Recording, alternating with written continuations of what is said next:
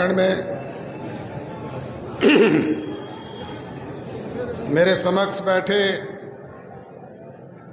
जुलाना विधानसभा क्षेत्र के गांव-गांव और शहर के वार्ड स्तर से आए, आज बहुत लंबे अंतराल के बाद किसी सार्वजनिक कार्यक्रम में जुलाना विधानसभा क्षेत्र के लोगों से मिलने का अवसर मिल रहा है। बुजुर्गों और नौजवान दोस्तों, परिस्थितियां ही कुछ इस तरह की थी कि हम चाह करके भी एक दूसरे से नज़दीक नहीं आ पाए, मिल नहीं पाए। 10 साल तो सरकार जो विरोध पक्ष की थी उन्होंने कठोर कारावास में भेजने का काम किया। जब वहाँ से मुक्ति मिली और हरियाणा प्रदेश में आप लोगों ने सत्ता परिवर्तन करके सरकार में अपनी भागीदारी बनाई तो विश्वव्यापी कोरोना जैसी महामारी आ गई। उस कोरोना जैसी विश्वव्यापी महामारी को पूरे संसार के लोगों ने झेला, हम लोग भी उसका शिकार हुए, आपने भी उसका खामियाजा भुगता। और उसी दौरान किसान आंदोलन भी चल पड़ा। किसान आंदोलन का केंद्र बिंदु भी ये जींद जिला बन गया।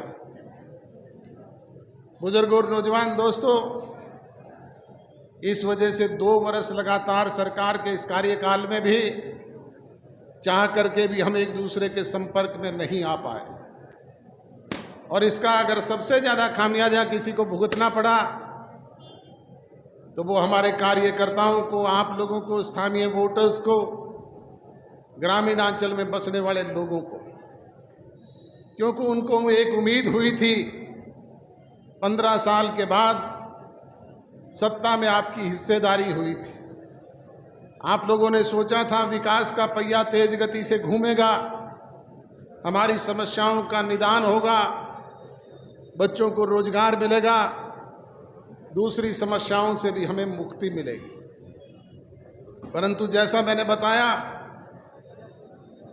कि हम चाह करके एक दूसरे के नज़दीक नहीं जा पाए।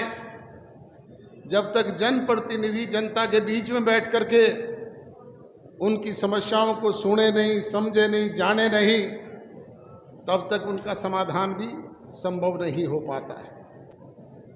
परंतु बुजुर्गों और नौजवान दोस्तों, इससे आपको हताश और निराश होने की आवश्यकता नहीं।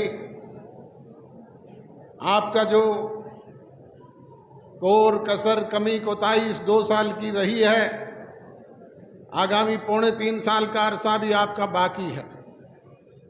मैं आपको इस मंच से यकीन, विश्वास और भरोसा दिलाता हूं कि ना केवल उसको समाया करके आपको देने का काम करेंगे, बल्कि आपकी एक एक समस्या का समाधान आपके बीच में बैठ करके प्राथमिकता से उसको पूरा करने का काम करेंगे।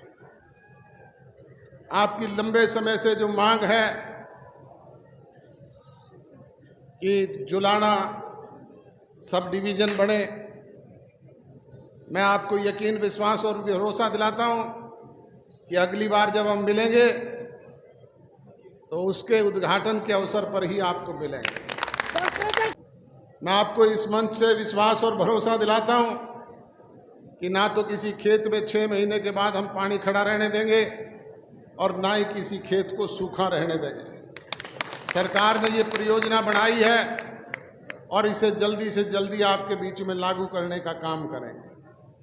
एक होनहार नौजवान की पीठ पर आपने हाथ रखा और उसने जैसे ही पार्टी का गठन हुआ,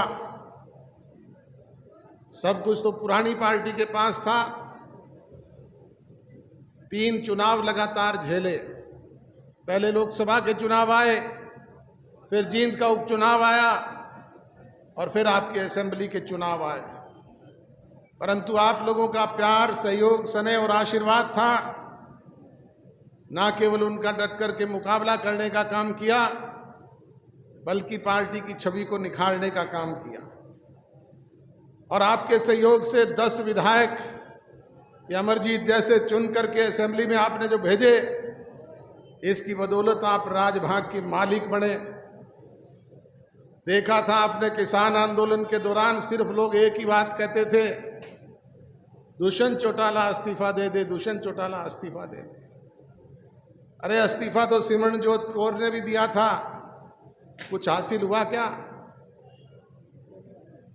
यूनियन बनाने से, एक संगठन बनाने से, इस्तीफे देने से समस्याओं का समाधान नहीं होता।